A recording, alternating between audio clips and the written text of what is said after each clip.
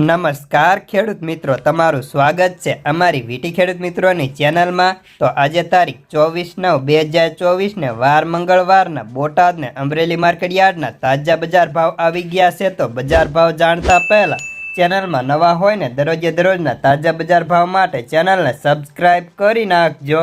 તો સૌપ્રથમ બોટાદ માર્કેટ યાર્ડના બજાર ભાવ જાણીશું।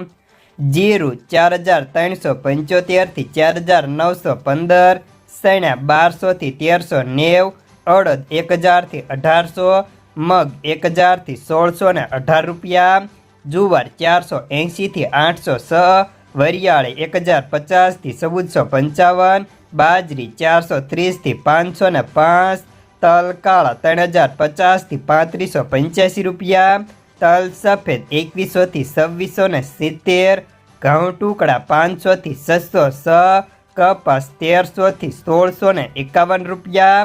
તો હવે જાણીશું અમરેલી માર્કેટ યાર્ડના બજાર ભાવ।